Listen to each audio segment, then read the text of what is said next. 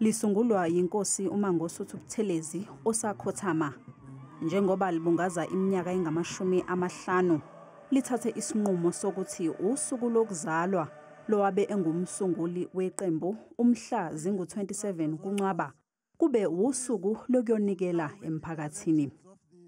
The National Executive Committee of the IFP have resolved that the 27th of August 2025, the birthday of the Prince of Wapindangene, and every 27 August going forward every year will be Prince Mangosuthu Buthelezi Day, where all structures of the IFP will embark on community activities in line with the example of Prince Mangosuthu Buthelezi.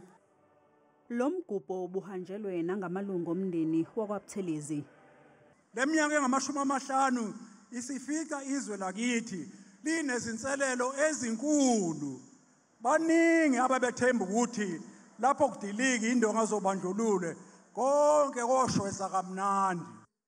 Ilungu le-IFP ePhalamende inkosi uMzamo Buthelezi linxuse ukuthi kufezekiswe isifiso somntwana uMangosuthu Buthelezi sokuthi kube nokubuyisana phakathi kwe-IFP ne-ANC. In humility, I appeal to both leaders of these parties to embrace reconciliation. Our founder, Prince Mangosuthu Buthelezi, dedicated his entire time championing for this cause, recognizing that between the ANC and the IFP, if they don't reconcile, there is no future for this country.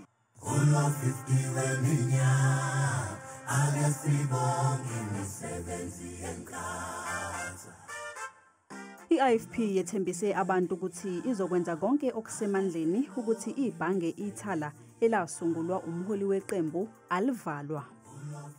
Sizokwenza konke okusemandleni ukuthi bonke ababe nomthelela ukuthi ithala bank livalwe kanye nemali yenu livulwe njengodaba oluphuthumayo. Amanye amalungu eqembu iDA abe ingxenye yalombungazo.